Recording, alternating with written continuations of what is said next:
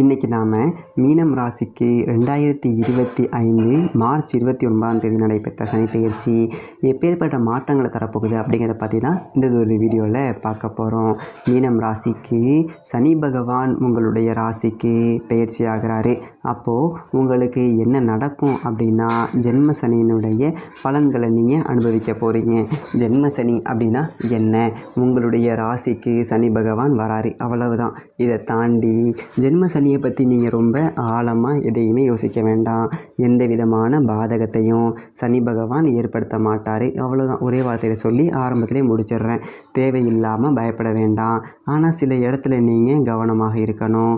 எந்தெந்த இடங்கள் அப்படின்னா, பாசம், அன்பு, பற்று, இதை நீங்கள் யார் மேலே வச்சுருந்தீங்களோ அவங்கள ரொம்ப நம்பக்கூடாது. அதாவது எல்லாரையுமே நீங்கள் நம்பிட்டீங்க, ஆனால் யாரையுமே நம்பாதீங்க. சந்தர்ப்ப சூழ்நிலைகள் அவங்க நல்லவங்க தான், சந்தர்ப்ப சூழ்நிலைகள் உங்களுக்கு எதிராக நடந்துக்கணும் அப்படிங்கிற ஒரு யோசனையை தூண்டும். அந்த யோசனையை தூண்டி விடுறதே சனி பகவான் தான். நீங்கள் வேலைக்கு போனீங்க அப்படின்னா காலையிலேயே வந்துட்டு யாராவது உங்களை வேலையில் திட்டுவாங்க.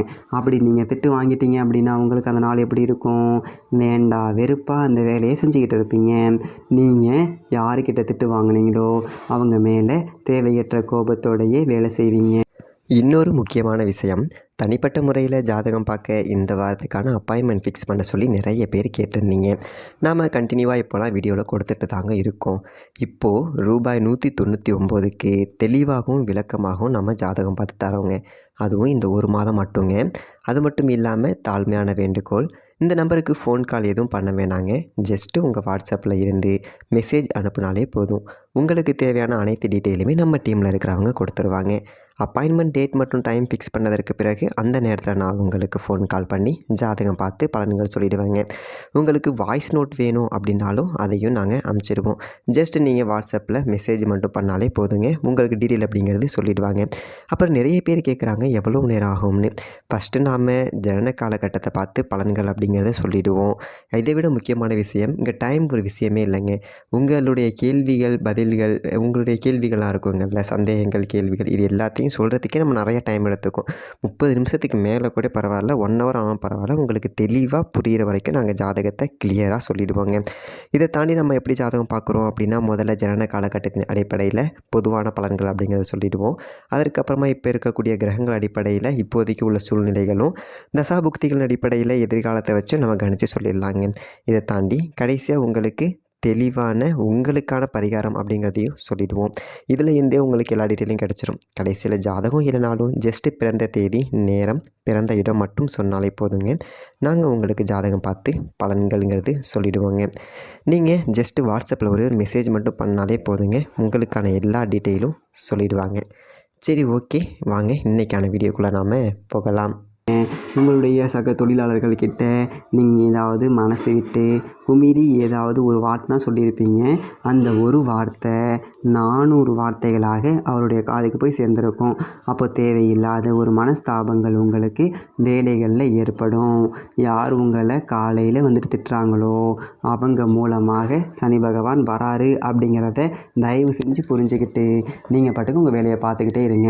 அதாவது உயரத்தில் இருந்து நீர் வீழ்ச்சி விழும்போது அது கவலையே படாதான். பள்ளத்தை நோக்கி நாம் போகிறோமே அப்படின்னு பள்ளத்தில் விழுந்ததுக்கு அப்புறமா அதற்கான பாதை வந்ததுமே நிம்மதியாக நெஞ்சை நிமித்திக்கிட்டு அப்படியே வேகமாக ஓடுமா. அதே போல் நீங்கள் இருக்கணும். நீர் வீழ்ச்சியை போல் உங்களுடைய சிந்தனைகள் இருக்கணும். யார் வேணாலும் உங்களை என்ன வேணாலும் சொல்லட்டும். உங்களுடைய வேலையை பார்த்துக்கிட்டு நீங்கள் உங்கள் பாதைக்கு போயிட்டே இருங்க. மிகப்பெரியதொரு மாற்றங்கள் அப்படிங்கிறது நடக்கும். ஆமாம், சனி பகவானுடைய பார்வை 10வது இடத்துல விழுகுது. 10ல் ஒரு புண்ணியமாவது இருக்கணும் அப்படி சொல்லிட்டு சொல்லுவாங்க. 10ல் உங்களுக்கு சுக்கிரன் இருக்கார். அதாவது சுக்கிரன் இருக்கும்போது எப்பேற்பட்ட அசுப காரியங்களும் சுப காரியங்களாக மாறியே தீரும். சனி பகவான் உங்களுக்கு தண்டனையை கொடுக்கணும்னு நினச்சிட்டாருன்னா அவர் கொடுக்கக்கூடிய தண்டனையை சுக்கிரனால் தடுக்க முடியாது. அதில் இருந்து உங்களை காப்பாற்ற முடியும். எப்படி காப்பாற்றுவார் அப்படின்னா, உங்களுடைய கோபத்தை யார் தூண்டுறாங்களோ அவங்கக்கிட்ட நீங்கள் அமைதியாக இருக்கணும் அப்படின்னு சொல்லிட்டு உங்கள் மனசுலேயே ஒரு அசரீரி மாதிரி தோணும். அந்த இடத்துல நீங்கள் அமைதியாக இருந்துட்டீங்க அப்படின்னா நிகழக்கூடிய ஆபத்தான நிகழ்வுகளில் இருந்து உங்களால் தப்பிக்க முடியும். இவ்வளோ தான் சுட்சமம். நாம் நம்மளுடைய சமநிலையில் இருந்துக்கிட்டே இருக்கணும் வரக்கூடிய 2.5 ஆண்டு. அப்படி இருக்கும்போது நீங்கள் எடுக்கக்கூடிய முடிவுகளில் உங்களால் நிச்சயமாக ஜெயிக்க முடியும். நினைத்த காரியத்தை எந்த விதமான ஒரு தடைகளும் இல்லாமல் செய்ய முடியும். தயவு செய்து நீங்கள் எந்ததொரு கோவிலுக்கு போனாலும் அந்த கோவிலுக்கு வெளியில் இருக்கக்கூடிய ஒரு ஏழைகளுக்கு பிச்சை போடுங்க. பிச்சை போடும்போது நீங்கள் நின்றுக்கிட்டு போடக்கூடாது. அவங்க உட்கார்ந்து தான் கேட்பாங்க. அவங்களுடைய உயரத்திற்கு நீங்களும் தரையில் அமர்ந்து தயவு செய்து கொடுங்க.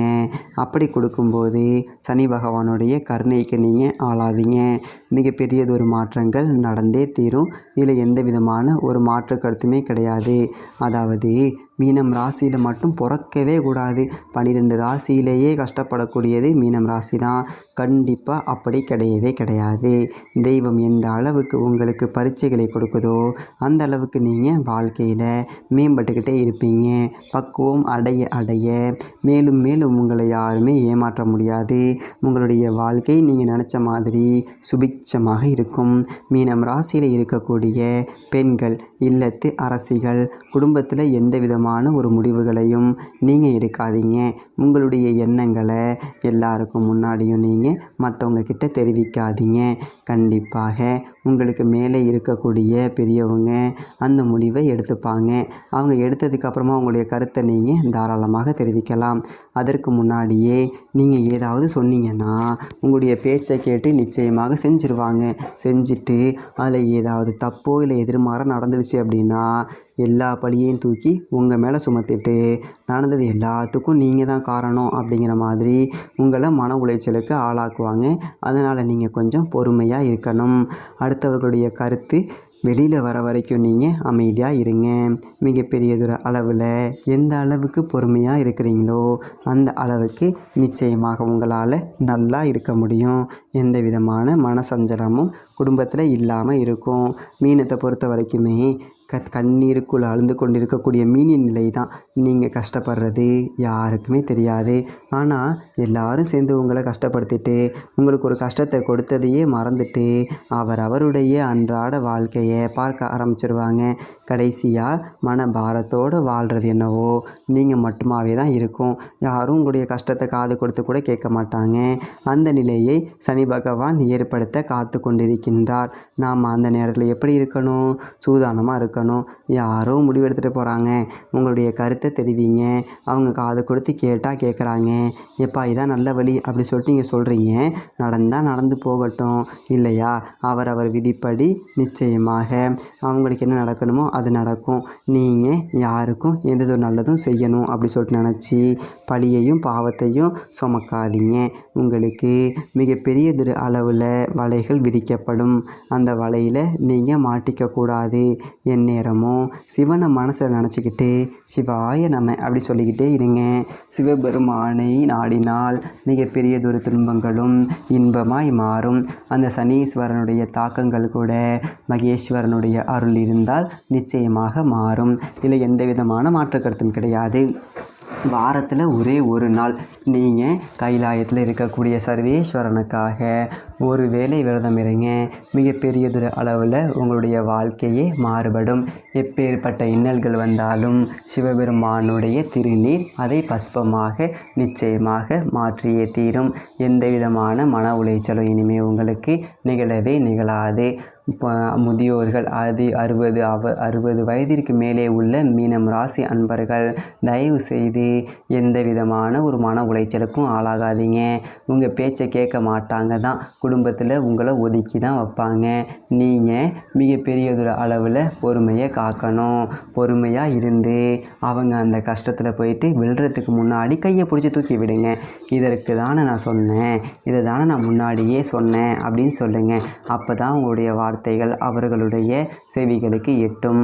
நீங்கள் அதற்கு முன்னாடியே ஏதாவது சொன்னீங்கன்னா மற்றவர்களுடைய வளர்ச்சிக்கு நீங்கள் தடையாக இருக்கிறதா அவங்கள தவறாக புரிஞ்சுக்கிட்டு தேவையில்லாத மனக்கசப்புகள் குடும்பத்தில் ஏற்படும். காதல் விஷயத்தில் ரொம்ப ஜாக்கிரதையாக இருக்கணும் இந்த இளம் வயதில் இருக்கக்கூடியவர்கள். ஏன்னா நீங்கள் நல்லது தான் நினச்சி ஒரு விஷயத்த பண்ணுவீங்க. அது உங்களுடைய காதலருக்கு எப்படி தோன்றும் அப்படின்னா, நீங்கள் அவங்க கெட்டு போகிறதுக்கு சில காரியங்களை முன் வந்து செய்கிற மாதிரி நினச்சிக்கிட்டு தேவையில்லாமல் உங்ககிட்ட இருந்து அவங்க பிரிஞ்சு போகணும் அப்படிங்கிற அளவுக்கு கூட சில முடிவுகளை எடுப்பாங்க. அதனால் பொறுமையாக இருங்க. அவங்களே வந்து ஏதாவது ஆலோசனை கேட்டால் மட்டும் உங்களுக்கு தெரிஞ்சதை சொல்லுங்கள். மிகப்பெரியதொரு அளவில் எந்த அளவுக்கு பொறுமையை காக்குறீங்களோ அந்த அளவுக்கு இந்த ஜெகத்தையே மீனத்தால் ஆள முடியும். பொறுத்தார் பூமி ஆழ்வார், அவ்வளவுதான். ஒரே வார்த்தையில் சொல்லி முடிச்சிடலாம். நீங்களாக எந்த விதமான ஒரு உதவியையும் முன் வந்து செய்ய வேண்டாம். உங்களை நாடி வந்தவர்களுக்கு நீங்கள் செய்யுங்க. யாரையும் தேடி போய் செய்யாதீங்க. 2025 இருந்து 2027 வரைக்கும் இந்த 2 வருடங்கள் எந்த விதமான ஒரு கடனையும் வாங்காதீங்க. அத்தியாவசிய கடனாக இருந்தால் மட்டும் 1க்கு 4 முறை யோசிச்சுட்டு கடன் வாங்குங்க. முக்கியமாக அடுத்தவர்களுக்காக எந்த விதமான கடனையும் வாங்காதீங்க. நீங்கள் வாங்கக்கூடிய கடன் நிச்சயமாக பல மடங்காக பெருகக்கூடிய ஒரு சூழ்நிலை இருக்குது. அதனால் கடன் வாங்குவதை முற்றிலும் தவிர்த்திடுங்க. யாராவது உதவி கேட்டு வந்தால் கூட நான் உதவி செய்யக்கூடிய ஒரு நிலையில் இல்லை அப்படின்னு தாராளமாக அவங்கக்கிட்ட உண்மையை சொல்லுங்கள். ஏன்னா மீனத்துக்கிட்ட யாராவது கடன் வாங்கினா மீனத்தையும் மறந்துடுவாங்க, வாங்கிய கடனையும் மறந்துடுவாங்க.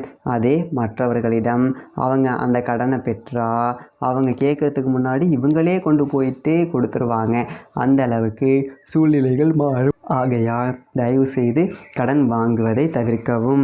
2025 பொறுத்த வரைக்கும் குதிரையின் கண்கள் எப்படி 2 பக்கமும் மூடி இருக்குமோ அப்போ தான் அந்த குதிரையால் நேராக பார்த்து ஓட முடியும். அதனுடைய கவனம் எந்த இடத்துலையுமே சிதறாது. அதே போல் நீங்கள் இருக்கணும்.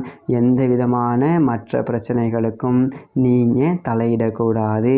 நீங்கள் உண்டு, உங்கள் வீடு உண்டு, வேலை உண்டு, உங்கள் கதவு ஜன்னல் உண்டு வாழ்ந்தால் மிகப்பெரியதொரு அளவில் வரக்கூடிய பிரச்சனையில் இருந்து உங்களால் தப்பிக்க முடியும். ஓகேங்க.